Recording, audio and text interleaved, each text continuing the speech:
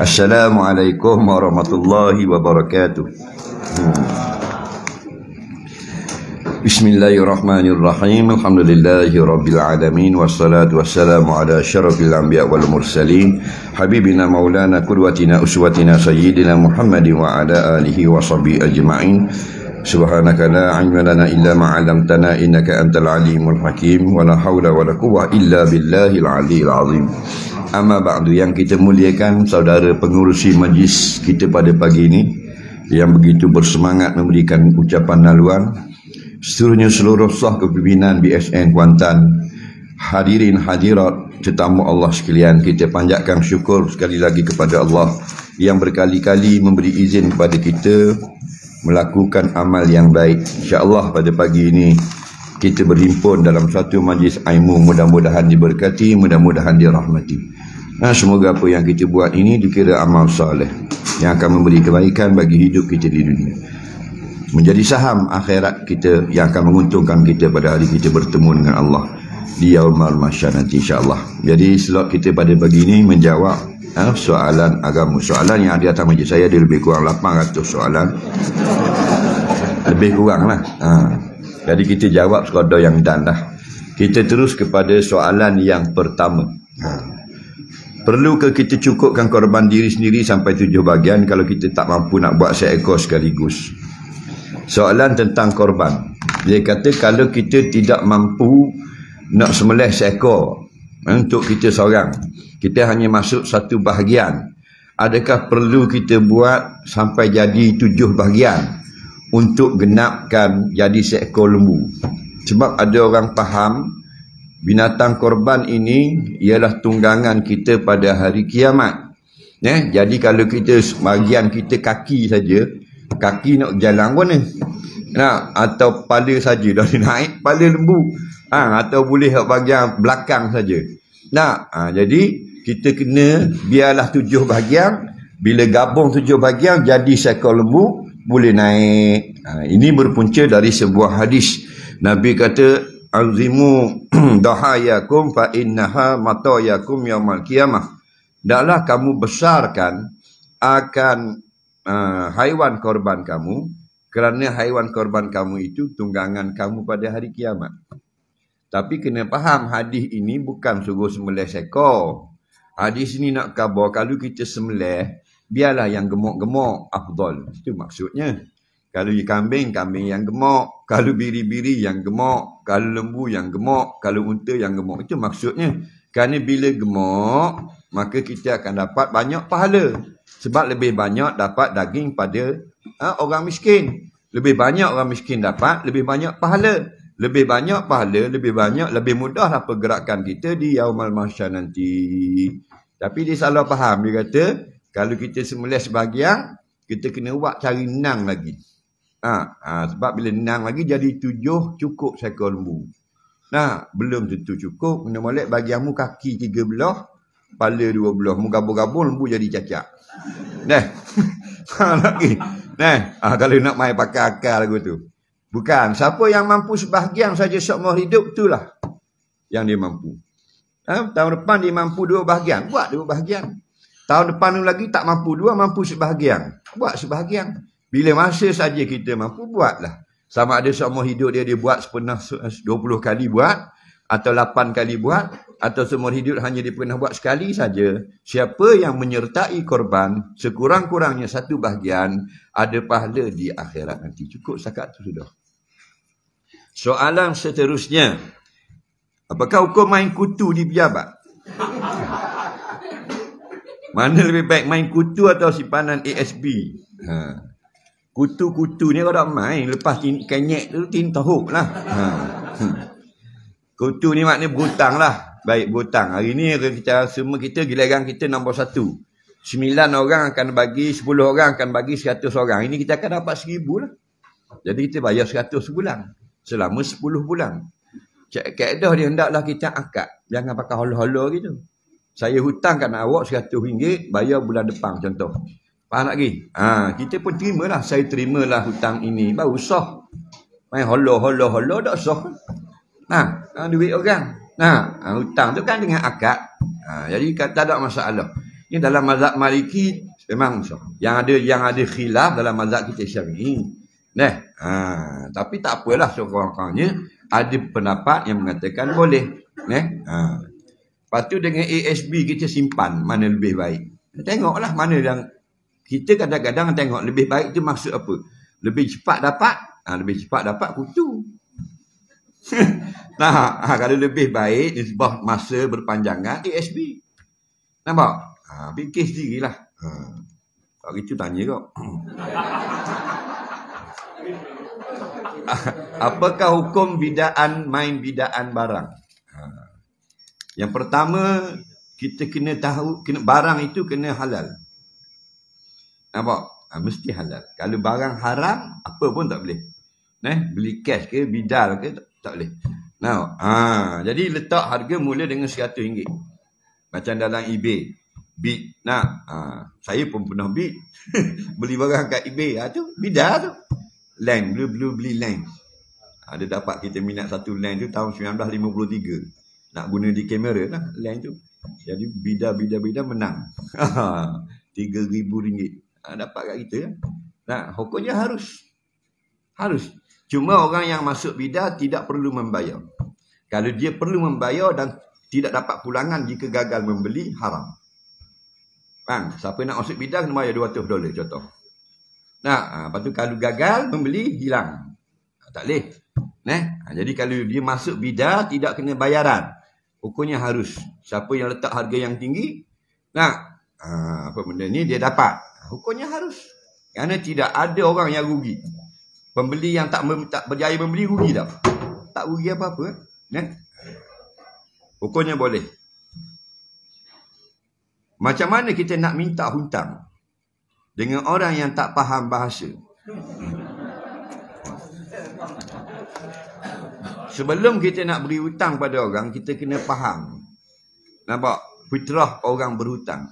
Bila dia nak, dia cari kita. Bila nak bayar, kita kena cari dia. Kena faham lah. Jadi awak beri gak berhutang, lepas tu awak tak usah beleber lah. Sebab awak kena mengaji dah. Fitrah orang berhutang, masa dia nak berhutang, dia akan cari kita. Kita nusuk lalu bang cacing, boleh jumpa. Tapi time nak bayar, kita kena cari dia. Nampak? Jadi kena faham lah. Bila awak nak minta hutang, memang susah. Tapi tak usah nak marah. Itu kaedah dia. Jarang orang makan bayar RM1,000 bulan. Assalamualaikum nak bayar hutang. Dia tengok kita, dia lari. Kita tengok dah minum air. Air teh penuh lagi dalam gelas. Jumpa dah. Kita U-turn ada dah. Padahal air teh baru siapa depan muka dia. Kita U-turn dia macam mana dia minum. Tembak dah dia kata. Dia ligat. Ada kata orang berhutang. Jadi kalau tak faham, bahasa ada dua. Bahasa pertama, bahasa percakapan. Minta direct.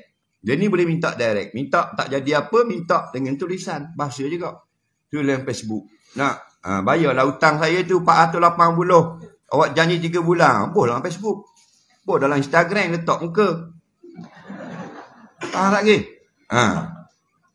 Buat dulu poster. Saya akan post poster ni esok. Kalau awak tak bayar juga. Dia buat senyap je, post. Itu cara dia. Sebab apa? Sebab naik atas kepala orang, harta orang. Wala ta'kulu amwalakum bainakum bil batil. Sengaja tak bayar hutang, makan harta orang cara haram. Siang kat dia. Lagi kita main-mainkan dia, kita tak serius, banyak dia buat benda yang haram. Dia tak faham juga dengan tulisan, guna bahasa isyarat. Iaitu penumbuk. Macam mana nak mudah urusan jodoh? Seorang laki-laki tanya Nabi, "Ya Rasulullah, saya suka ada seorang perempuan Madinah. Begini. Nabi kata, pergi beritahu dia." Senang, direct. Jadi kalau kita nak jodoh, jangan tunggu jodoh mari cari kita. Kita bukan film star. Kita bukan pelakon Pirate Caribbean.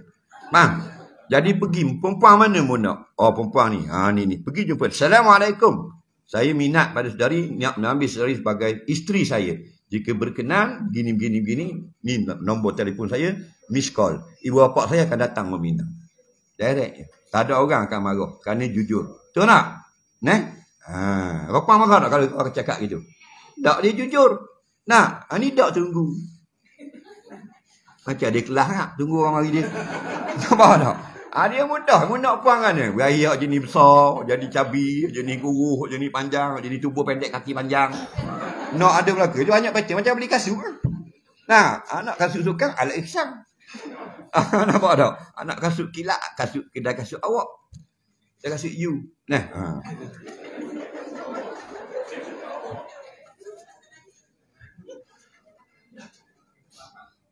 Kita dalam haid, bolehkah kita potong kuku, gunting rambut? Harap Ustaz dapat beri penjelasan. Banyak sangat canggah berkaitan perkara tersebut. Baik, perempuan yang haid, yang period, boleh tak potong kuku, potong rambut? Dah, potong kepala pun boleh. Tahu pula tak boleh? Boleh. Pendapat yang muktamad dalam mazhab Syafi'i termasuk Malikiyah, Hanafi, Hanbali, 4 mazhab. Boleh potong rambut, potong kuku dalam haid. Pendapat ustaz-ustaz yang katakan tak boleh itu, pendapat itu dhaif dalam mazhab. Tapi tak salah dah pendapat itu. Boleh diberitahu. Tapi hukumnya bukan haram. Hukumnya makruh saja.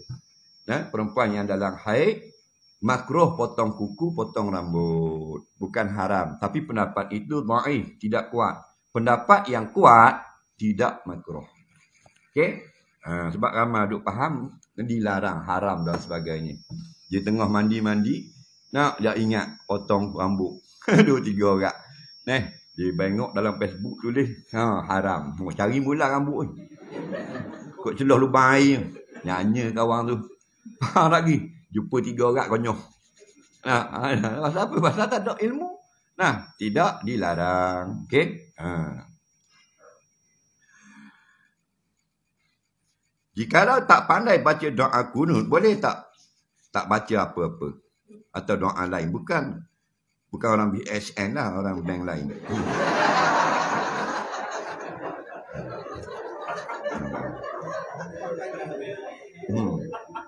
Tak mengaku dia kalau hak udah-udah lain. Kalau hak molek dia. Tak pandai baca doa kunut, pasal apa orang lain pandai? Itu soalan dia. Tak ingat. Kenapa orang lain ingat? Sebab orang lain baca dan hafal. Betul tak? Jadi belum hafal lagi, kita letaklah doa kunut itu di depan. Sampai masa kita baca. Kita semayang di rumah, kita baca. Allahumma hdini fiman hadait. 3 bulan, buang. Tulisan tu kita sudah ingat. Betul tak? Nak 1000 daya. Takkan sampai mati. Bukan panjang sangat. Bukan suruh baca Yasin. Tak ingat panjang pendek. Tak ingat semua, ingat baru belajar tadi Ustaz. Okey, pendek sudah. Allahumma hdini fiman hadait. Turun. Esok tambah satu lagi. Wa'afini fiman afait. Turun. Kan mudah. Mudah sangat.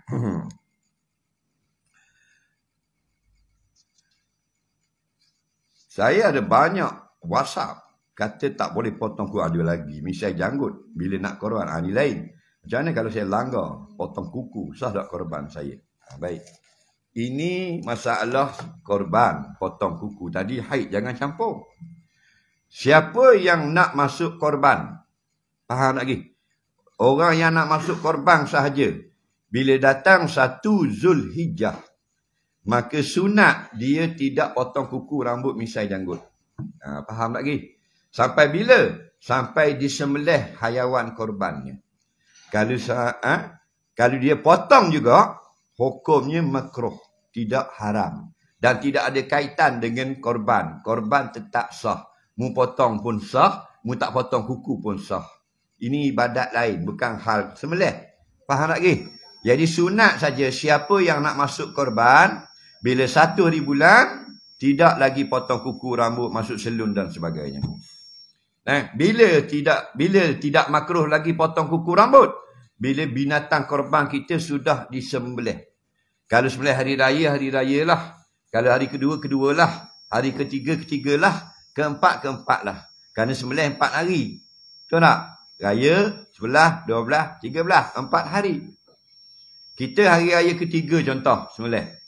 Hak lembu orang lain sembelih belaka dah. Lembu kita tak sembelih lagi. Kita tak boleh potong lagi kuku. Sembelih dah. Boleh potong. Pisau letak dah lekat tekak lembu. Belum sembelih. Tak boleh potong lagi. Faham tak? Gitu. Tersalah. Tidak makruh. Sengaja potong kuku. makruh. Apa beza muwafiq dan masbuk? Tolong jelaskan sebab confuse semua. Muwafiq maknanya orang yang sepakat semayangnya dengan imam. Bila imam semayang Allahu Akbar, dia yang ramai-ramai di belakang Allahu Akbar, itu panggil muwafiq. Masbuk ni bila imam Allahu Akbar, dia tamutu. Belum sampai. Faham? Bila dia sampai Allahu Akbar, tu imam nak rokok dah. Itu panggil masbuk. Masbukun mansubika minal imam, mereka yang ditinggalkan oleh imam. Jadi bila orang muwafiq, imam rokok, kamu kena habiskan Fatihah baru boleh rokok. Tapi kalau orang masbuk yang lambat datang tadi, imam rokok, terus dia rokok walaupun belum habis baca Fatihah. Okey? Soalan seterusnya. Sekiranya masuk Islam, bolehkah masih mengikut adat dan perayaan asal? Bolehkah pegang makanan dan makan bahan semayang? Baik. Dia kata kalau orang bukan Islam masuk Islam, bolehkah dia rayakan rayanya atau apa perkara adatnya? Bolehkah dia makan makanan untuk semayang? Bila sudah masuk Islam, maka dia sudah wajib mengikut peraturan agama Islam. Sebab tu agama itu the way of life, cara hidup. Maka bila siapa yang dari paginya sampai ke malam, dia ikut peraturan Kristian, dia dikira beragama Kristian. Walaupun IC dia Islam. Sebab agama itu cara kita hidup. Siapa yang dari paginya sampai ke malam, dia ikut cara Buddha, dia beragama Buddha. Walaupun IC dia Kristian. Faham lagi? Siapa yang dari paginya sampai ke malam ikut peraturan Islam, orang ini beragama Islam. Nampak? Jadi antara peraturan agama, bila kita sudah masuk agama Islam, maka kita tak boleh lagi makan makanan yang haram. Ibu bapa masih bukan Islam, wajib terus hormat ibu bapa. Abang kakak kita tetap mahram sampai kiamat. Walaupun mereka kafir bukan Islam. Kita masuk Islam perempuan. Abang kita yang kafir lagi lelaki. Sentuh tak batal wuduk. Kahwin tak boleh sampai kiamat kerana abang kita. Faham lagi? Ibu bapa wajib muliakan sampai mati. Itu kaedah. Tapi hal agama tak boleh. Dia ajak semayang tak boleh. Dia hidangkan makanan yang halal saja boleh. Yang haram tak boleh. Pasal kata ibu bapa, tu imam pun tak boleh makan. Kalau dia sembelih bewok. Tu imam masjid negeri, sembelih bewok, kita boleh makan? Tak boleh. Nampak? Kerana ingredient, bahan tu haram. Okey. Kemudian perayaan. Perayaan yang berkait dengan kepercayaan agama tak boleh. Perayaan yang berkait dengan budaya saja boleh. Okey. Kemudian yang disembelih binatang-binatang untuk berhala tak boleh makan. Hari benda-benda biasa, wah lima, kongsi pakcai, itu semua itu bukan berhala. Itu boleh. Itu budaya saja. Okey? Soalan seterusnya. Waktu haid perempuan paling lama 15 hari. Kalau dah lebih 15 hari, darah penyakit. Kalau masih ada darah keluar lepas 15 hari, kita dah boleh solat. Syaratnya wuduk lepas solat. Lepas tu terus solat. Kalau kita nak solat sunat qada, solat fardu tu perlu ke ambil wuduk semula. Boleh terus solat ke? Masa ada darah itu pakai modest. Lama ayat tak dengar. Ayat lama ni. Lama tak dengar modest. Mari BSN baru dengar mula. Komang sepanjang. Biarlah ini nak tanya tau. Agak-agak faham lah. Jadi barang siapa yang istihadah, maksud istihadah itu dia wajib bersihkan. Maknanya dia istinja. Contohnya, dia ini perempuan yang 15 hari haid, 15 hari istihadah. Maknanya dia bila keluar darah sebulan. Faham? Biasa yang keluar darah sebulan ini tak banyak. Dia bernitik-nitik saja. 15 hari itu haid, 15 hari itu istihadah. Hari ke-15 itu mandi. Faham mandi? Mandi daripada haid yang 15 ni. Lepas tu 15 yang baki itu dia nak solat. Maka wajib mandi. dan dia kena pakai pad. Faham? Pakai pad. Nampak tak? Lama dulu tok lelaki kena pergi beli. Nah, buku dengan seorang abang Cina. Bola sepik hitam pula, takut kau tengok. Nah, baik.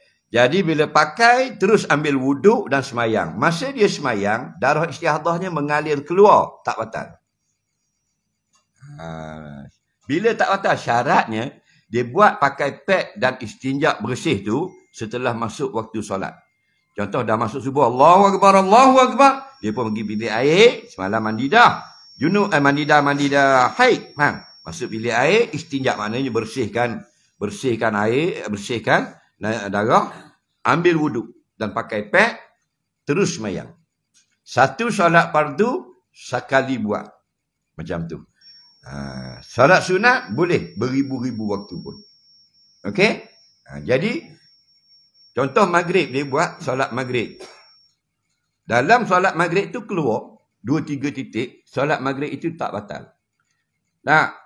Dan solat sunat boleh, tak payah tukar pad. Tapi bila masuk waktu isya, kena tukar pad. Bila kena tukar? Jika keluar selepas waktu maghrib ini. Adapun kalau pad hak waktu maghrib ini tak keluar darah, masuk isya boleh sembahyang isya, tak payah tukar. Faham lagi? Faham lagi, kena waktu janda dah ingat pula.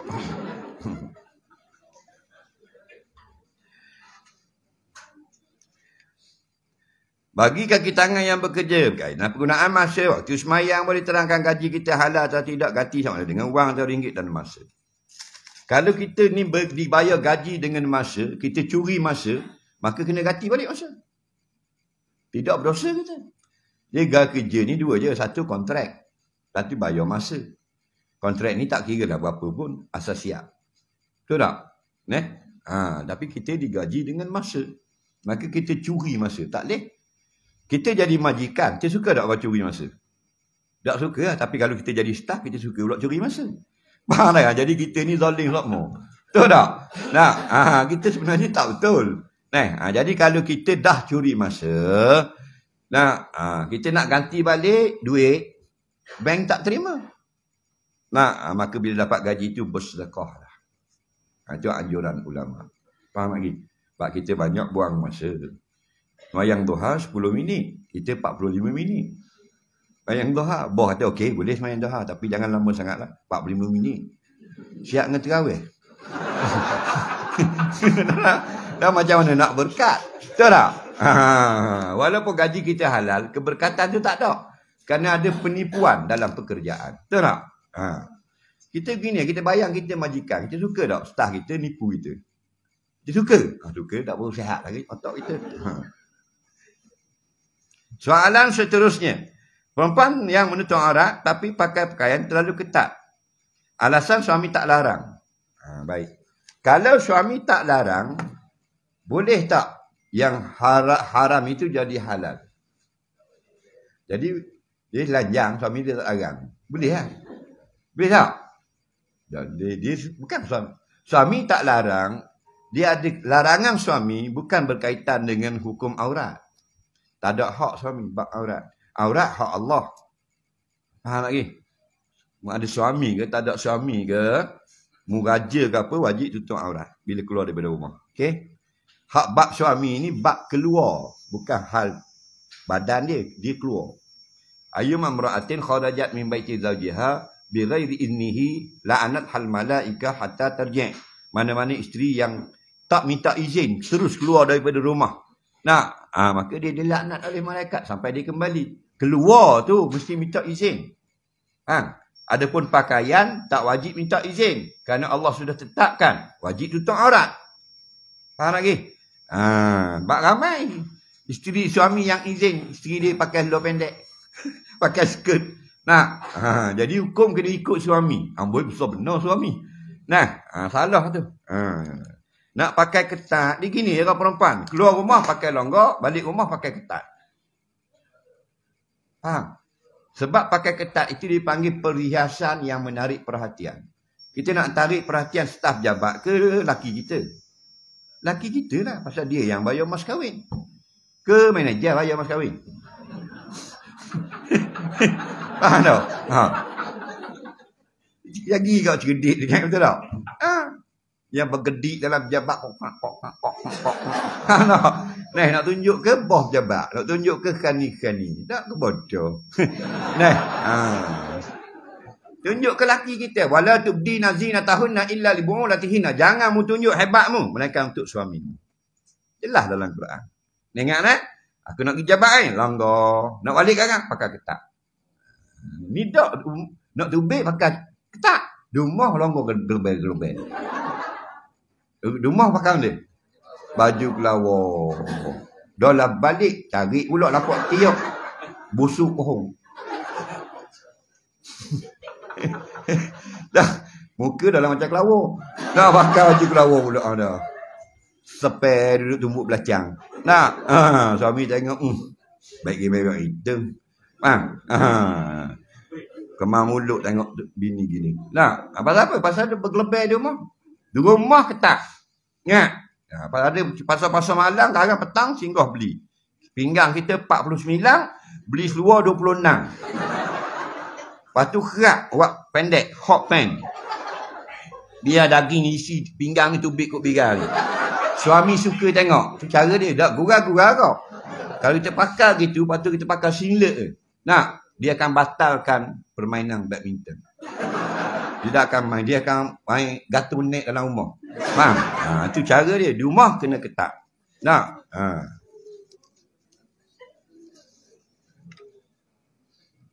Kenapa orang Melayu bila terkejut dia sebut malaikat 44? Kenapa tak sebut malaikat 45? Atau 43? Tanya dia, tanya aku. Ambil dua ni 44. Nah, tanya dia. Betul tak? Malaikat ini tak ada orang yang mengetahui. La ya'lamu adadahum. Tidak ada seorang pun yang tahu bilangan mereka. Yang tahu Allah aja. Nah, bolehkah makan makanan yang dimasak oleh orang bukan Islam? Boleh. Janji halal. Kalau halal boleh. Nah, kalau haram orang Islam masak, boleh tak kita makan? Tak boleh tak? Nah, dua perkara akan jadi halal atau haram berkaitan masakan. Pertama, ingredient bahan yang dimasak. Yang kedua, alat yang digunakan. Contoh bahan yang dimasak, ikan air. Ikan air halal ke haram? Halal. Tapi periuk tadi bekas goreng babi. Lepas tu ikan air kita pula jadi haram. Nampak? Periuk bersih dah. Basuh dengan air zam-zam. Tapi rebus katok. Boleh makan? Tak boleh juga. Walaupun bahan itu suci. Ingredientnya haram. Kena ingat dua perkara. Cuma apabila ada kedai yang orang kafir buat makanan bersih, orang Islam buat makanan bersih, didulukan orang Islam. Soalan seterusnya. Saya nak korban untuk arwah mak ayah saya, boleh atau tidak? Boleh, jika mereka ada wasiat.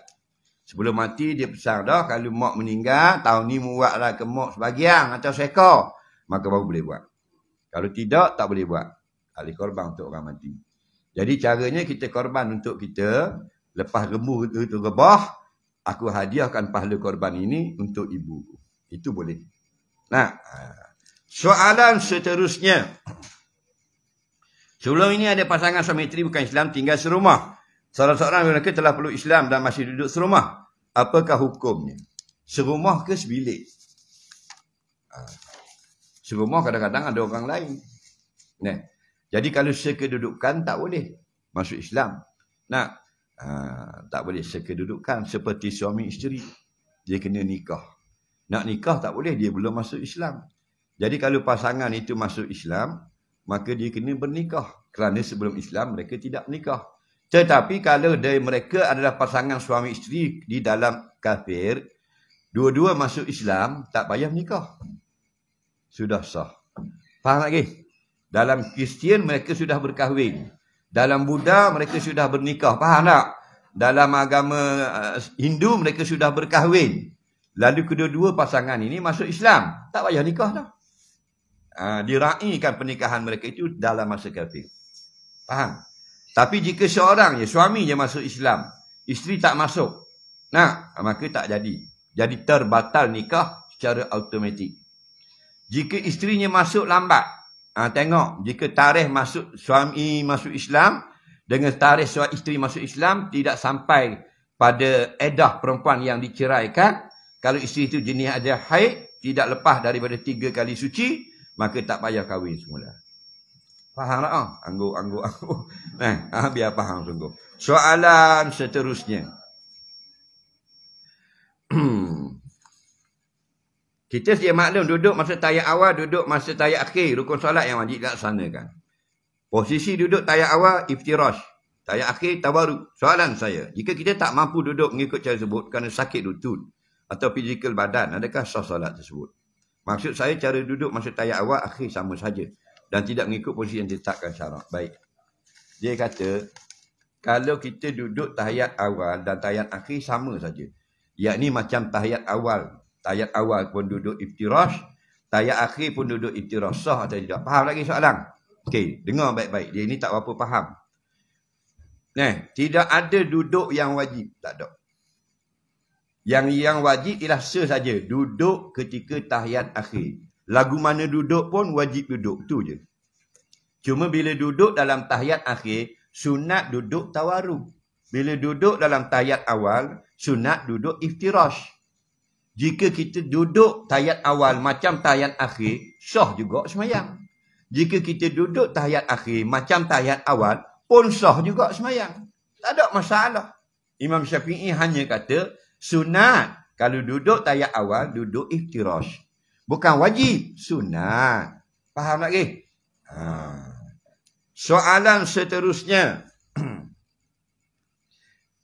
Biayaan ASB adalah Islami. Tapi pelaburan ASNB lakukan ada tak patut syariah. Apa pandangan Ustaz? Tak boleh beri pandangan. Pihak panel syariah sudah ada beri pandangan. Bukan fi bidang itu.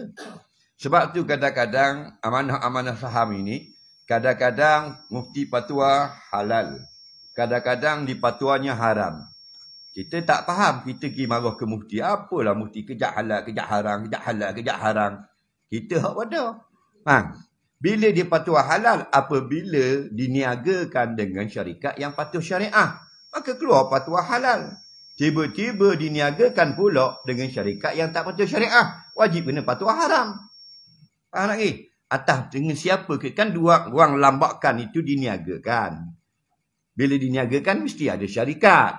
Syarikat itu kadang patuh syariah, fatwanya harus. Kadang syarikat itu tak patuh syariah, keluar fatwa tidak harus atau syubhah. Faham lagi? Sebab tu jadi berpusing SB dan sebagainya. Ini masalah ni lah. Dia bukan masalah staff. Macam bank-bank BSN ke apa, bukan staff. Hak tukang buat peraturan. Hak jenis rambut tinggal tepi ni je. Faham lagi? Nampak? Kalau sikat depan tepi ni je. Itulah masalah kalau dia kata, okey kita cabut daripada syarikat ni. Kita buat hak patut syariah belaka. Kita buat kerja je kat bawah ni. Jadi kena doakan ni biar dia ni cinta kepada roh muamalat Islam. Betul tak? Soalan seterusnya. Apa hukumnya kalau kita bersama pasangan kita? Kali kedua pada malam yang sama. Tanpa mandi junub terlebih dulu.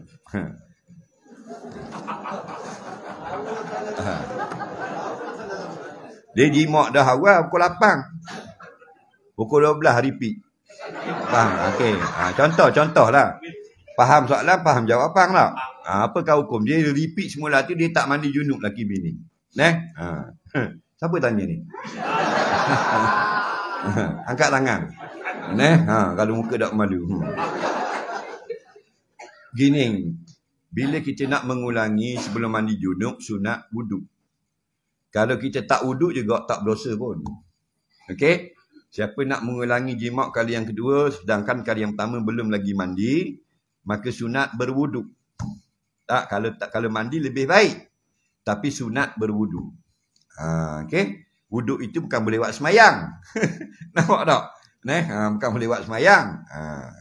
Tapi kalau dia ulangkan juga tanpa dia berwuduk atau mandi, tidak berdosa. Faham? Yang dosanya dia nak semayang. Dia tak mandi. Nak semayang, nak baca Quran. Mak Kilau dengan Hang Tuah mana lebih hebat?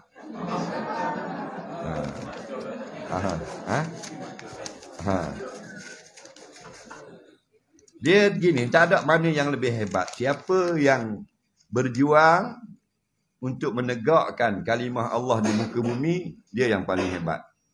Nabi kata, man jahada litakuna kalimatullahi al-ulya fahuwa fi sabilillah. Barang siapa yang berjuang untuk meninggikan kalimah Allah di bumi ini, maka dia berada pada jalan yang Allah redha. Dia. Nampak?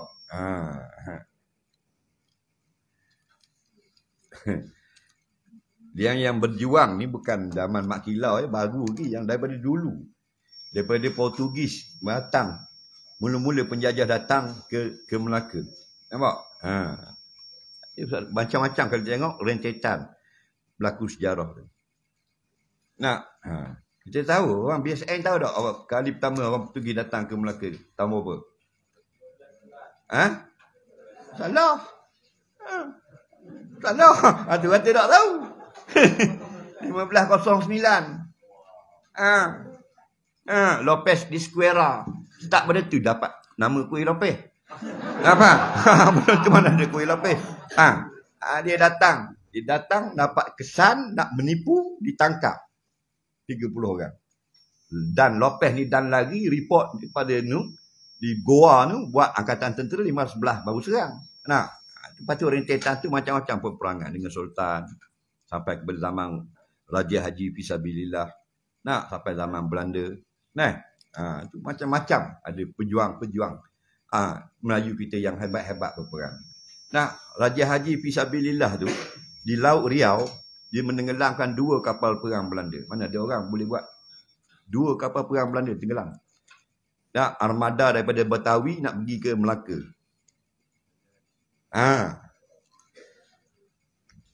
Apakah amalan yang boleh dikongsi untuk menguatkan ingatan? Macam Ustaz. Saya bukan kuat ingatan. Tapi soalan-soalan tuan-tuan puan-puan sangat mudah. Gitu je. Nampak? Cuba letak depan ni ulama' tutup guru. Memang saya lari dah. Nampak tak? Soalan dia baru betul soalan. Ni soalan yang sama ya, 15 tahun kita duduk hadap benda yang sama saja. Dia tengok orang depan gitu. Senang. Dia tahu dah. Baca tengok je soalan benda yang sama. Kita duduk cek tadi soalan yang sama pun 20 tahun benda ni lah duduk tanya. Benda lebih kurang 10,000 soalan mu pusing ya. Waktu je. Jadi orang kata, hebat Ustaz ni. Padahal soalan tu mudah. Lagi. Bukan pandai Ustaz. Apakah hukum tak dengar khutbah jemaat masa solat jemaat? Tak dengar, tak apalah. Sos main jemaat. Tak dapat pahala dengar khutbah. Sedangkan dengar khutbah itu diperintah oleh Allah. Fastami'ulah. Taklah kamu dengar khutbah. Tak dengar, tengok. Kalau telinga pekak, tak ada apalah. Sengaja tak dengar, duduk luar, duduk sembang. Maka tak dapat kelebihan. Apa kelebihan dengar khutbah? Antaranya dapat keampunan dosa. Soalan seterusnya. Seandainya kurang khusyuk, macam mana nak dapatkan khusyuk? Khusyuk ini ada banyak martabatnya. Dia pangkat. Ada pangkat tinggi, pangkat rendah. Tak apalah, kita bagi pangkat rendah dulu. Pangkat yang rendah khusyuk ini, kena buat 2 perkara. Iaitu, tadabburun, wa tamakkun. Diam, tak bergerak ketika solat, dan perhatikan apa yang kita baca. Maknanya apa yang kita sebut, ingat apa maknanya dalam hati. Allahu Akbar dalam hati, Allah yang maha besar.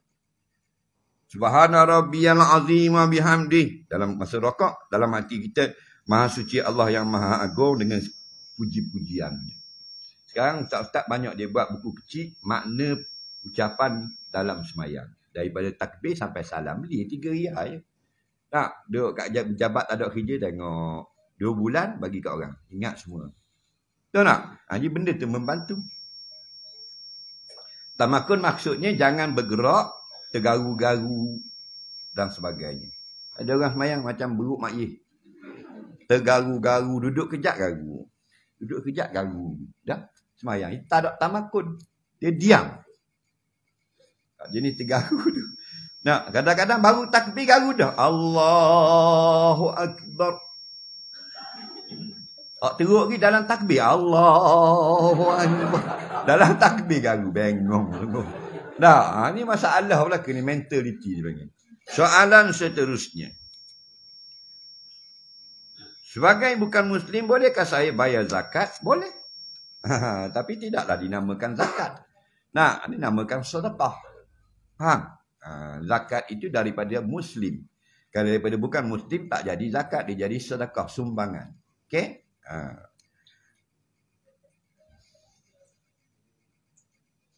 Kenapa rasa kerja lebih penting dari solat? Sebab kerja dapat duit. Solat tak dapat duit. Cuba solat dibayar duit. Memang kita pentingkan solat. Betul tak? Contohnya kerajaan negeri Pahang umum dalam radio. Mana-mana orang yang duduk dalam negeri Pahang nak pergi solat berjemaah Zuhur sahaja, setiap hari akan dibayar RM40,000 cash lepas salam. Ada tak orang duduk di pejabat? Kosong habis. 200 riyal beri pun koyok habis borang-borang. Untuk faham lagi, betul tak? Gitulah kita ni hamba duit. Bukan hamba Allah. Nah, kalau hamba Allah, dia dulukan ya Allah. Soalan seterusnya.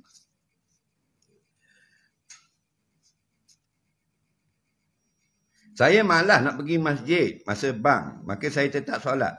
Boleh. Syaratnya solat berjemaah. Okey? Dan kalau kita pergi masjid, lebih baik. Kerana Nabi kata, khairul buq'ati fil ardi masajiduha. Sebaik-baik tempat di bumi ialah masjid. Tapi kita tak turun hari itu, kita solat berjemaah dalam BSN. Pokoknya boleh. Tak berdosa pun. Kaum laki-laki tidak tunaikan solat fardu berjemaah di masjid. Dan tiada keharap. Tadi, macam tadi. Kita tak pergi di masjid, tapi ada musalla di sini. Kita buat di sini, hukumnya harus. Tak ada orang fatwa haram. Okey? Kenapa perempuan bencikan poligami? Ini baru soalan.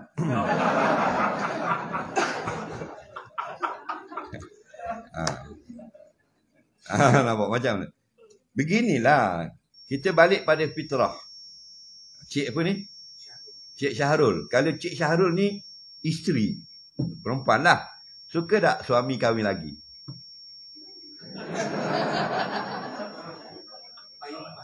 Tak suka tak? Ikhlas jawab. Tak suka, sama juga orang perempuan. Lepas tu tak boleh nak marah ke dia. Itu fitrah manusia. Betul tak? Cuma bila kita tak suka suami kita kahwin, jangan sampai kita tak suka hukum Allah. Kita boleh marah suami kita, tapi jangan marah hukum Allah.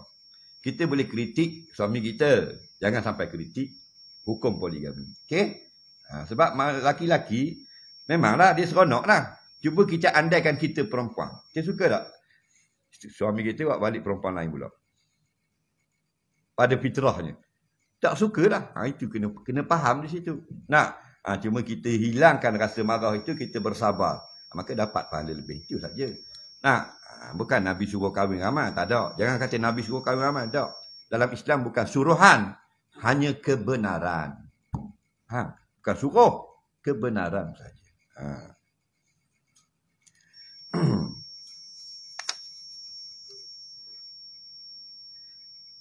Duit KWSP dikeluarkan bayar hutang rumah. Adakah wajib bayar zakat? Dengar baik-baik. Apabila kita keluarkan wang dari KWSP, ke mana wang saya pergi? Kita buat keluar. Duit itu untuk bayar hutang. Maka tak wajib zakat. Kalau duit yang bukan untuk bayar hutang, wajib zakat.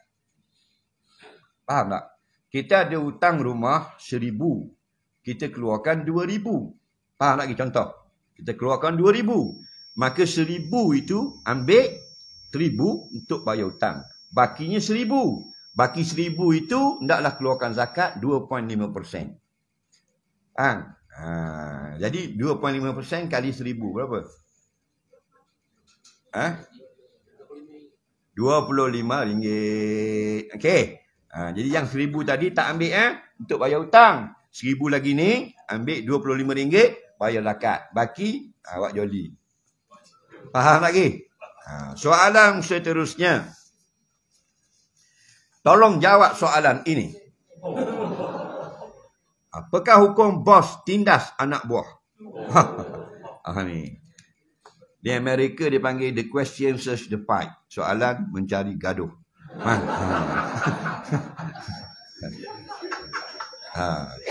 Dia kalau bab menindas, tak kira bos tak bos, siapa pun tak boleh. Islam melarangkan penindasan. Bos ke, raja dengan rakyat ke, anak bini ke, anak dengan ayah dengan anak ke, tok king dengan cucu ke, tak boleh. Bukan saja bos tindas pekerja, mak tindas anak dia. Ayah laki tindas bini. Tindas maksudnya menyusahkan, buat zalim. Lagi? Tak boleh. Jadi jawapannya hukumnya haram. Soalan seterusnya.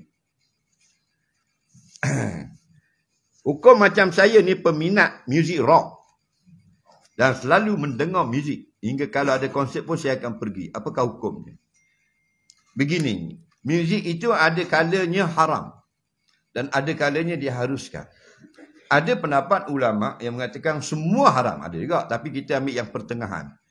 Yang jadi haram itu jika konten. Lirik itu benda yang haram. Mengajak kepada seks. Mengajak kepada minum arak. Mengajak kepada seks bebas. Kalau underground metal, hard rock metal. Tak, trash metal dan sebagainya, menolak agama dan itu sudah syirik dan sebagainya. Kena hati-hatilah. Minat lagu rock tapi tak faham bahasa Inggeris. Faham lagi? Nampak ramai lagu tu. Dia tak boleh translate. Nampak? Lepas tu ramai budak-budak kita pakai baju rock belakangnya. Tapi persatuan gereja. Dia tak faham. Masa sekolah dia kerja lembu. Lepas tu dia tak reti. Jadi kena faham dulu, takut jadi haram. Okey. Kalau dengan muziknya itu, belum lagi jadi haram setakat muzik. Tapi kalau melalaikan daripada semayang, itu tetap haram. Kemudian insya-Allah, kalau kamu mendalami ilmu agama, muzik itu akan tertolak dengan sendiri. Muzik ini memang sesuai dengan jiwa manusia. Lepas tu ramai orang yang daripada ahli muzik meninggalkan muzik bila mereka menceburi zikir dan sebagainya. Bukan nak kata muzik tak sedap, tapi ada yang lebih sedap. Jadi mudah-mudahan kita akan berpindah genre muzik kita daripada rock kepada berselawat dan sebagainya. Soalan seterusnya. Apakah kalau ada bos yang pilih kasih kepada staf? Jawabnya boleh. Pilih kasih tidak salah. Tapi jangan sampai menzahirkan. Kita ada 2 orang anak. Bolehkah kita kasih lebih pada salah seorang? Boleh. Kenapa boleh? Kerana tidak ada manusia yang mampu sama berat kasihnya pada 2 orang anak. Mesti ada lebih kasih pada salah seorang. Kerana itu seorang manusia tidak akan diseksa, dibalas di akhirat kerana dia lebih kasih pada salah seorang isterinya, atau dia lebih kasih pada salah seorang anaknya, atau dia lebih kasih pada salah seorang stafnya. Tetapi janganlah kasih itu, lebih kasih itu menyebabkan dia tak menafkahkan anak yang kurang kasih.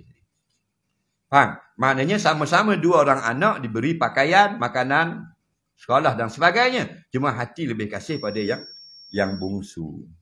Contoh. Kita juga dalam pejabat. Kita lebih kasih pada dia ni. Boleh. Faham? Tapi janganlah lebih kasih pada dia. Bila dia saja minta cuti lulus, orang lain minta cuti tak lulus. Itu tak boleh. Faham lagi? Mudah. Soalan seterusnya. Orang bank ada gaji tiap-tiap bulan. Adakah kira mampu berkorban setiap tahun? Apakah hukum kalau tak korban? Begini, bukan bank saja mampu korban. Orang lain pun mampu. Adakah orang yang mampu korban setiap tahun, wajib korban setiap tahun? Tak. Korban ini sunat. Jadi begini, siapa yang mampu? Dengan gaji kita 3,000 sebulan, kita mampulah masuk 700, 600, satu bahagian. Untuk sekali seumur hidup, sekali setahun. Maka kita sekarang, orang bank ni, tak masuk korban, makruh. Makruh. Tapi taklah haram, kerana dia sunat.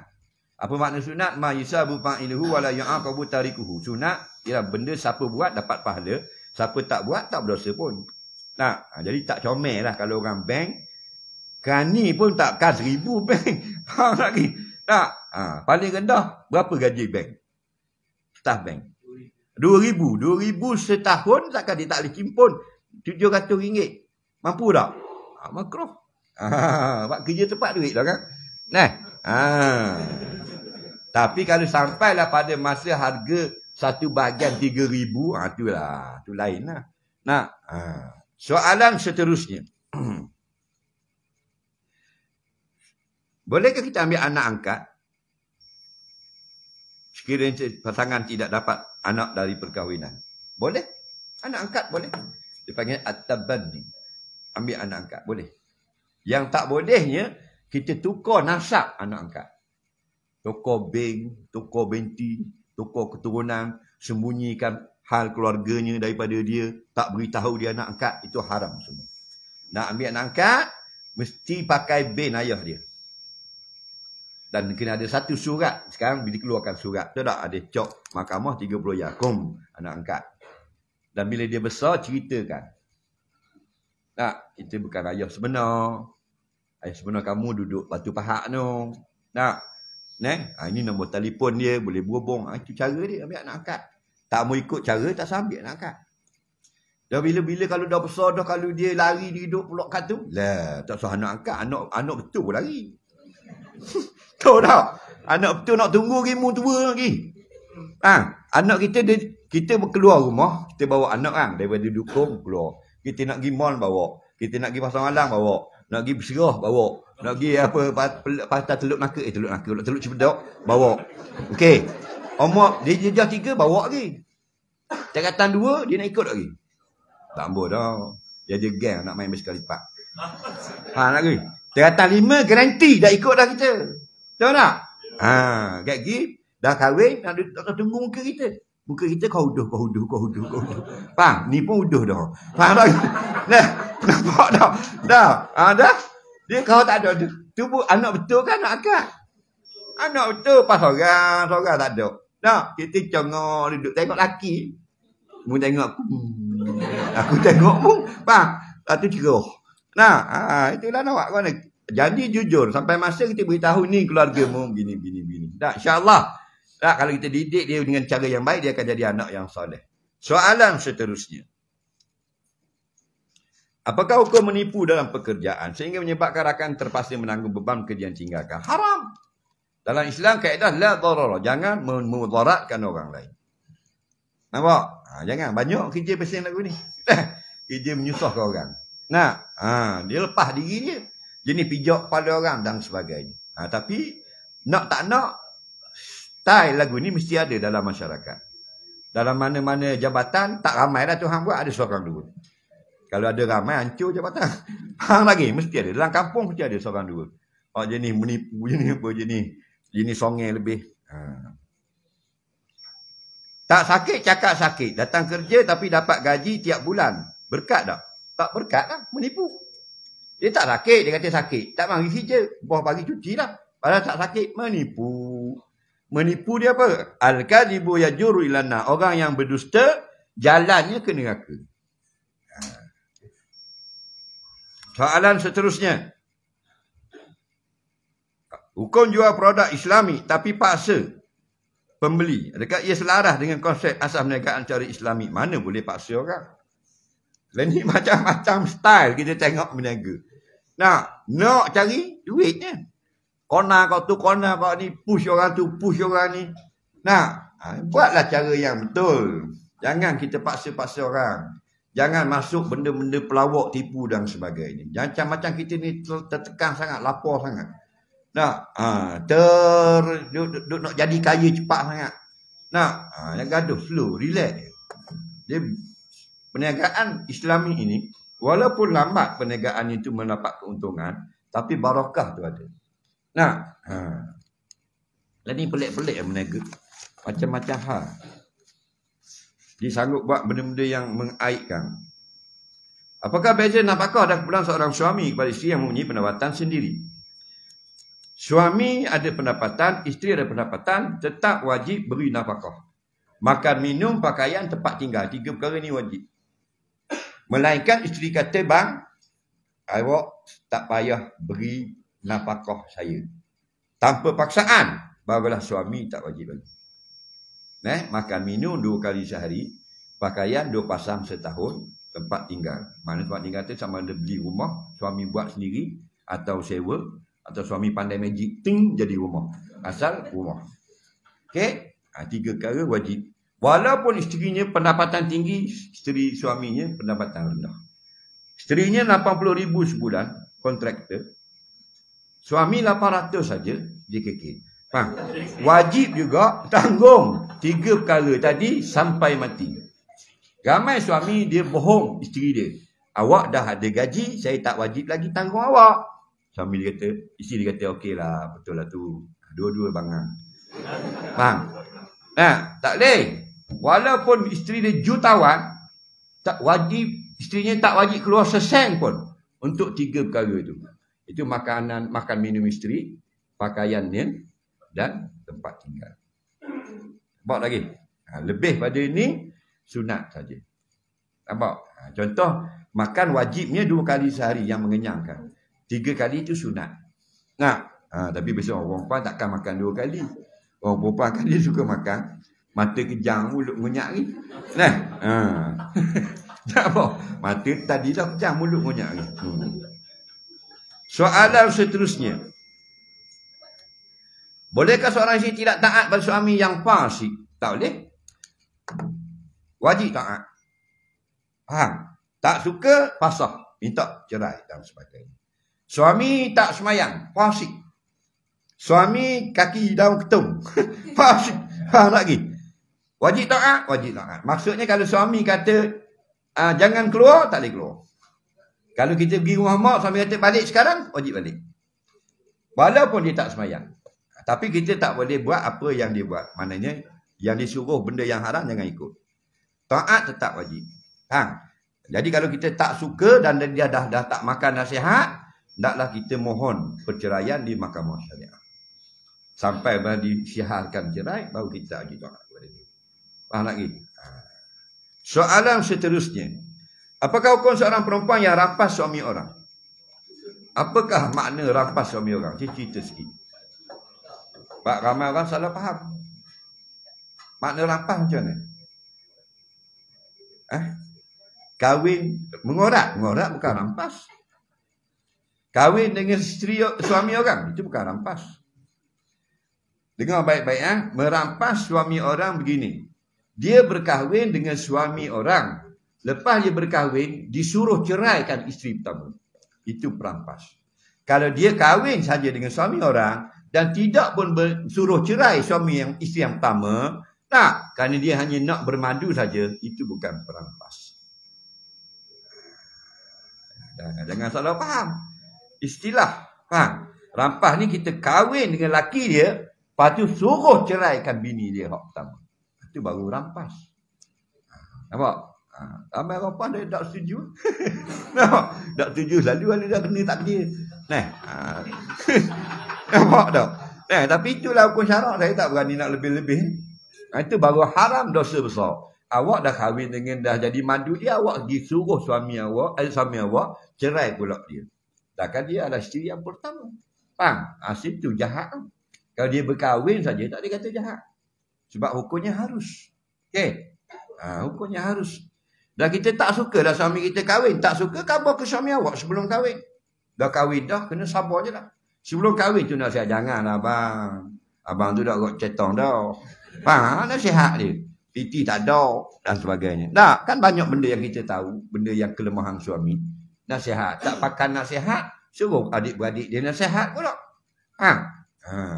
Tak jadi apa. Panggil mahkamah syariah, dia boleh kaunseling. Dia panggil suami kita, dia kaunseling. Pasal lelaki-lelaki ni dia memang dia belagak sikit. Dalam bab-bab kahwin ni semua dia boleh. Faham? Padahal lorak lain kat ngedawa.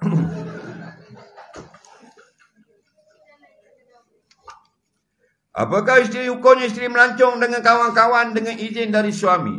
Orang perempuan keluar dengan laki-laki lain melancong, haram. Walaupun suami izin. Keluar sama-sama muslimat, boleh. Nampak? Kata Syekh Ibn Hajar, sekurang-kurangnya ada 3 orang muslimat. Bini kita seorang jadi 4. Ambil sebuah kereta, pergi ke Marin Highland. Boleh. Pergi seorang tak boleh, berbahaya. Nampak? Boleh. Jangan keluar pula dengan laki-laki. Nak konvoi motor lah, itulah ini. Ducati, tidur dalam kemah, Suzuki. Esok keluar baby, Yamaha. Faham tak? Macam-macam hal.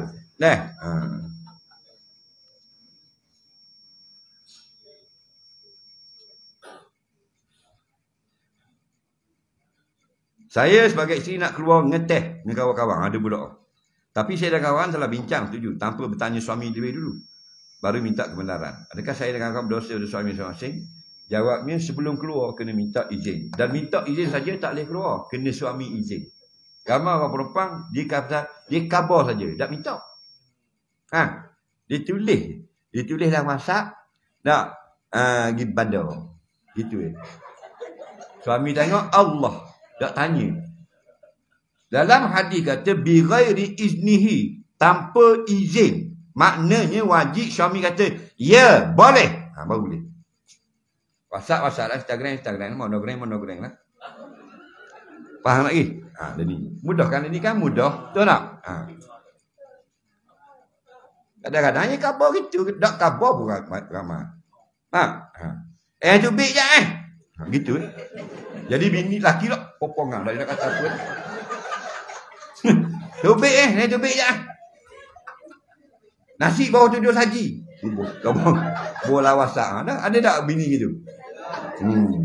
Dia bakal khabar. Apa suruh khabar? Tanya dulu, bang, saya pukul 11 kat pergi nak pergi East Coast Mall dengan Tijah dengan Ketung 3 orang. Dalam pukul 2 saya balik boleh ke tak? Boleh, tapi jangan balik pukul 2, balik pukul 6. Tu lain. Faham? Dia gitu baru Islam. Ni tak khabar. Khabar. Tak khabar terus dia kok.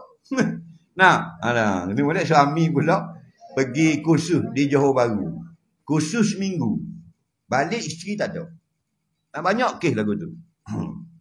Seminggu. Masa pergi kursus dulu tu, period dah seminggu. Hari ngelah nak habis period, suami pergi Johor. 2 minggu.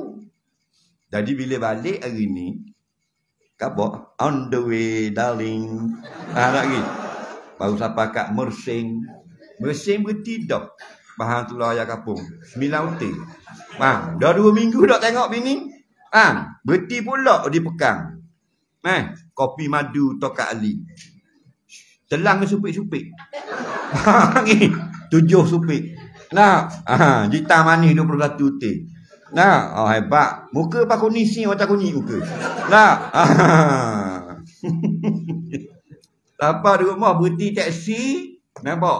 Tak mau bising nak buat surprise nak buat kejutan. Betul tak? Naik atas rumah. Yang senyap tak jawab. Nasib dah gabak kot ni. Sejam lebih ada seorang. Faham lagi?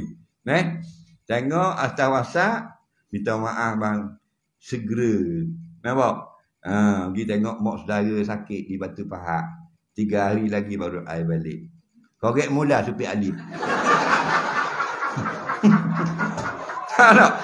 Waktu beg mula Tokat Ali. Kuning muka kawan tu. Lepas tu bingung dah. Pukul 6 petang meninggal dunia. Nampak dah? Jangan main-main suami kita. Betul tak? Kenapa? Kerana kita kupik tak kapur. Jangan. Tak gamuk. Dia lempu. Siapa tanya anak, mak mana? Tu. Ujung kapur. Gini tau. Takut tu lelaki panggil. Dia buat gaduh dia. Jangan tanya. Boleh tubik tak bang? Tak boleh tak apa. Esok saya tubik pula. Nak tanya hari ni. Saya kerja terpaksa berjauhan dengan isteri. Anak-anak. Bapa bersama dengan isteri seminggu sekali. Fikir-fikirlah nak menikah pula. Apakah saya hanya menjalankan tanggungjawab sebagai seorang suami pada hujung minggu saja? Dia kerja seminggu, hujung minggu saja dapat bersama isterinya. Jadi oleh kerana itu rasa kena nikah pula lah. Jawabnya tak boleh lah. Sebab seminggu tu sehari saja bersama isteri. Mu nak pergi nikah pula, jinggas ke hari. Faham lagi? Sepatutnya jadikan bagaimana supaya sehari itu menjadi 2 hari bersama keluarga. Faham lagi? Sehari biar jadi 2 hari bersama keluarga. Kita sekarang sehari seminggu bersama keluarga. Aku nak buat macam mana biar jadi 2 hari pula seminggu.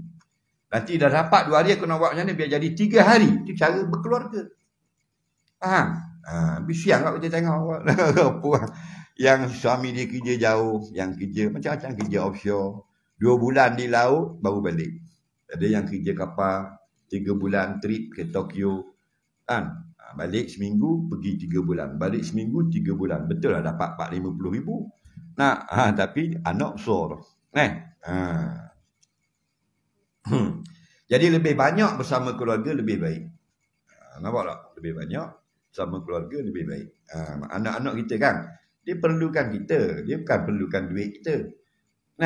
Kita cari duit juga. Tapi kena banyak kita bersama dia. Ramai ni tak dang main dengan anak. Dah besar anak.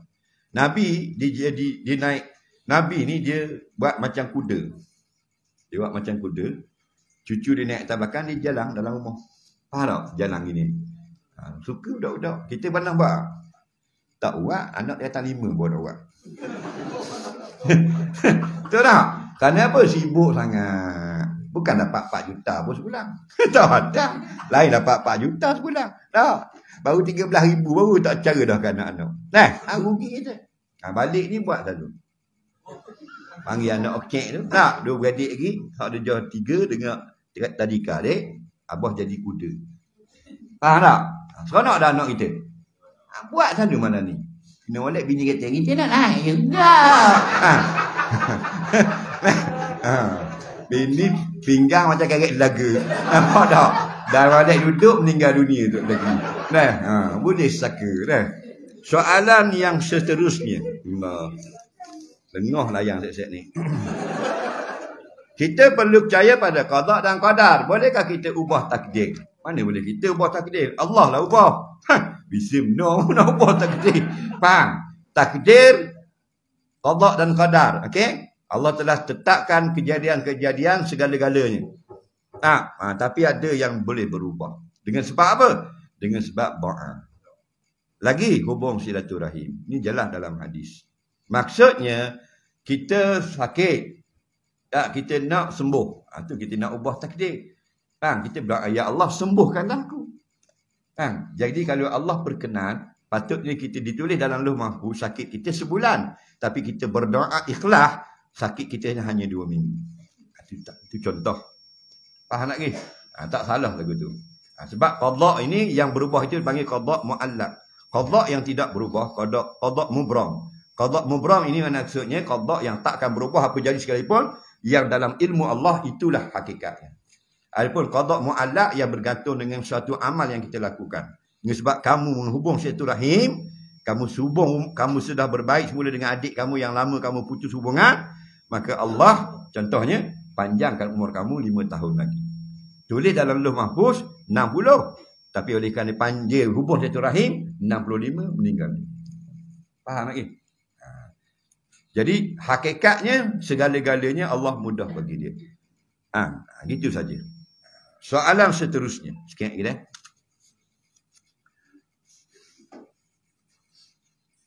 Hukum tutup kerja lebih masa, bahkan boleh buat dalam masa yang sebenar. Hukumnya kita tahu tak benda itu adalah pembohongan. Kita tahu benda itu haram.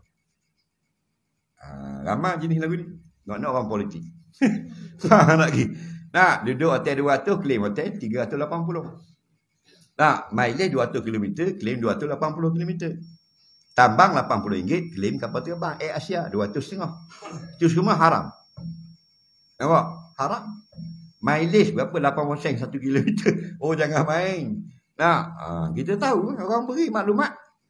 Nipu. Balik patutnya pukul 5 pansekat. Tak balik.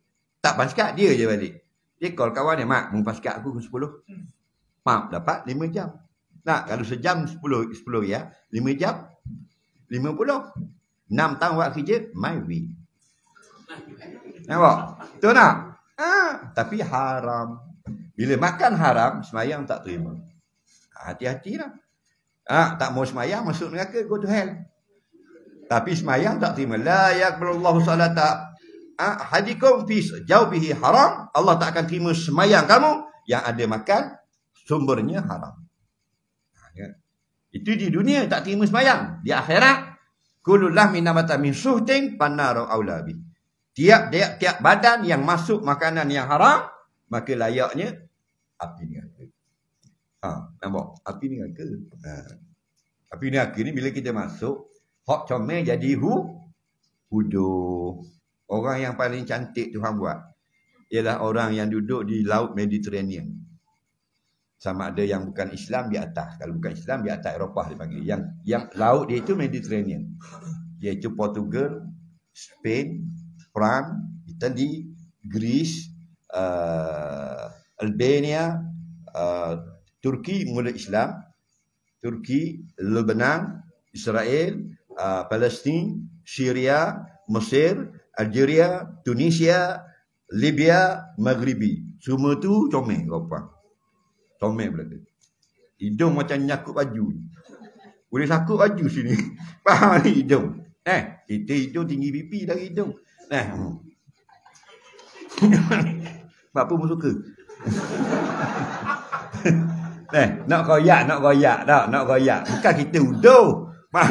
Maknanya comelnya tu hak belah tu. Jenis tanah lima, tanah anggur, tanah kurma. Nah, mata sebelah hijau, sebelah biru mata. Kalau kau puang. Tengok orang Lebanon, tengok mata perempuan di Italy. Nah, lawa-lawa. Tapi mereka kufur kepada Allah, masuk neraka. Jadi uduh ke comel? Jadi uduh. Dah kita dah masuk ni uduh dah. Kalau masuk faham tak lagi moral of the story? Faham? Jadi tak salah deraka pada Allah. Dah tak masuk tu uduh dah. Masuk balik awal. Hok comel pun jadi uduh. Gitu. Soalan yang ketiga sebelum akhir. Ni hal lain ni ustaz lain jawab banyak ni soalan. Bagaimana nak mendidik hati manusia bersangka baik. Dulu kan sangka baik. Kita jumpa dengan seseorang yang tidak kita kenali, boleh jadi orang baik, boleh jadi orang jahat. Islam ajar husnuzani, sangka baik dulu. Kita lalu malam tengok ada seorang berdiri kat pagar rumah orang. Boleh jadi tunggu kawang, boleh jadi nak curi. Okey, tunggu kawang dulu. Jangan ambil nak curi selalu. Faham lagi? Kerana tidak ada dalil. Kalau ada dalil baru kita kata jahat. Terlalu waktu turun barang rumah orang kat tangga belakang, pakai topeng. Mana ada? Kita kata pencuri. Ke ada orang pakai topeng tunggu kawang? Faham lagi? Tak ada lah. Itu baru boleh kata. Jadi, ajar latih diri sangka baik. Nampak? Baru ada korenah, ada jelas dah kejahatan, baru kita kata. Nampak orang keluar daripada bar, jangan kata dia mampu. Boleh jadi dia kabur jumpa orang yang bekerja di dalam. Kerana boleh jadi tu ada lagi. Nampak? Nampak kata keluar daripada kedai Toto, boleh jadi dia masuk tu dipanggil orang ni. Pasal apa nak khabar ada sesuatu berlaku pada anak begini. Tapi kita tengok dia tikam Toto Bismillahirrahmanirrahim 4403. Tu lain. Tu jelas dah. Faham? Latih, bila kita latih sangka baik, positif, hati kita akan jadi lembut. Hati kita akan jadi tenang, semayang pun mudah khusyuk. Dan kita payah nak sampai pukul maki hamu anak-anak. Orang yang suka tak baik, dia mudah kerajar anak dia, sepak dan sebagainya. Soalan yang kedua sebelum akhir.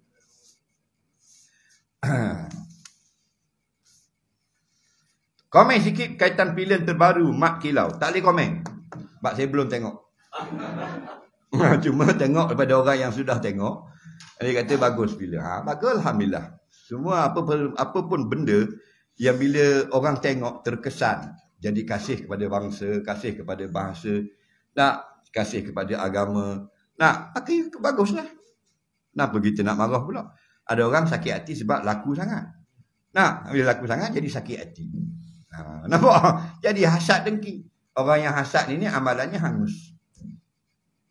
Dia begini, apa benda yang baik, walaupun orang lain yang buat, kita kena pujilah, kena kata baiklah. Nampak? Itu sikap orang Islam. Walaupun kita tak kenal dia. Dia naik pangkat, takkan kita pula dapat duit. Anak dia yang senang. Tapi kita tetap puji dia. Kerana naik pangkat. Itu kelebihan apabila berlaku kebaikan pada orang Islam, sebutlah yang baik.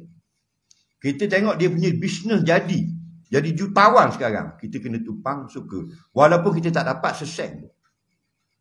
Itu sikap yang baik. Nampak tak? Sikap itu dia akan mengajar hati kita menjadi hati kita itu jadi baik. Hati kita sentiasa tidak ada benda-benda yang negatif. Kita yang payah nak jaga bukan muka kita, hati kita. Faham? Hati payah jaga. Daripada hati tu mulut jadi jahat. Sebab tu orang muka comel dah dengan bedak, dengan blusher, dengan eyeliner, dengan shadow, dengan bicu apa semua. Tapi duk ngopak. Nampak? Kerana hati kotor. Patut dah pakai gicu comel, tasbih. Subhanallah, subhanallah, subhanallah. Pasal gicu comel. Kalau nak ngopak, kalau tak lama gicu, lama mati ayam. Faham? Baru kena sapah. Ni mulut comel-comel mengumpak. Pasal apa? Pasti dalaman. Jadi dalaman nak jadi baik, apa saja yang berlaku orang Islam benda-benda yang baik, walaupun tak kenal, walaupun kita tak akan dapat utuh seseng pun, kita kena tupang gembira.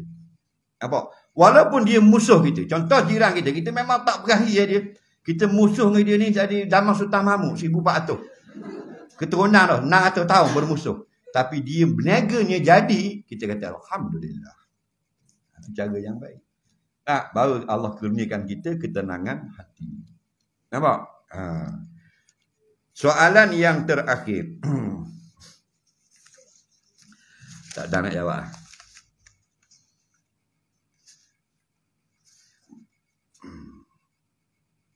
Bagaimana pengiraan zakat 30 tahun yang lepas? Hukum guna kabel untuk dapatkan pekerjaan. Baik. Kita guna kabel untuk dapatkan pekerjaan. Jawabnya boleh. Yang tak boleh, kita guna kabel dapat kat kita pekerjaan.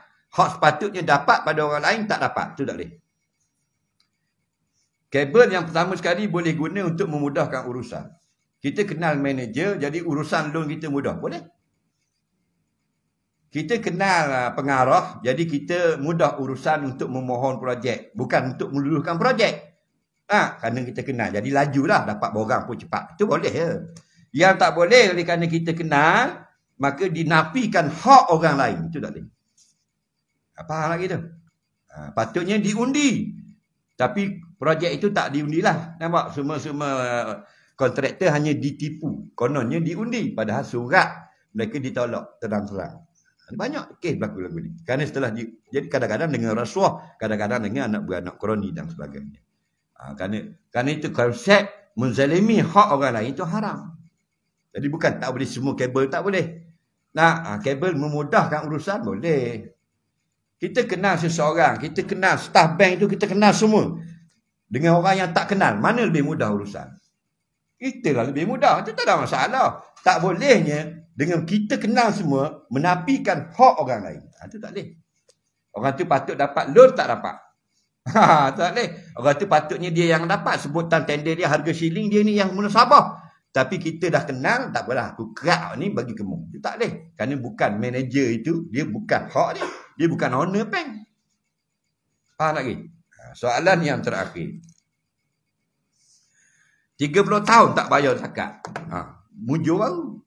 Tanya hari ni. Kalau dia mati, balik awal. Jawabnya begini. Siapa yang terlupa, dimaafkan. Dia memang tak sangka bahawasanya dia ingat ke wang disimpan dalam bank itu tak kena zakat. Rupanya kena zakat. Sekarang dia sudah bayar. Jawabnya bayar sekali saja. Pitih dia itu ada 100,000 dalam bank. 30 tahun contoh. Dia tak keluar zakat. Okey, bila ibu teringat sekarang 2022. Sekarang bayar 100,000 2.5%. Berapa? Tapi kalau tak sampai nisab tak kena bayar. Kalau simpanan. Nisabnya ialah harga emas semasa 85 gram. Hari ni kita tanya orang puan, lelaki senyap orang puan jawab.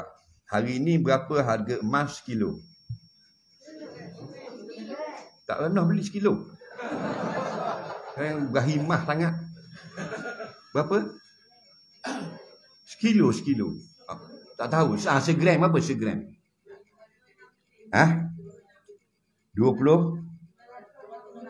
265. Okey, buka kalkulator seorang. Buka kalkulator seorang. Siapa buka kalkulator? Okey, RM265 segram kali 85. Itu nisab dia. 22,525. Jadi siapa yang ada duit RM22,525 atau lebih selama setahun, wajib bayar zakat. Kalau duit dia RM18,000 tak wajib bayar zakat. Itu kiraan hari ini. 1 hari bulan. Kalau kita kira nanti akan datang, contoh akan datang 4 bulan lagi, harga emas naik 315 sekali. 315 kali 85. Pada hari itulah 26,775 baru wajib keluar zakat. Faham tak tu? Cara pengeluaran. Okey?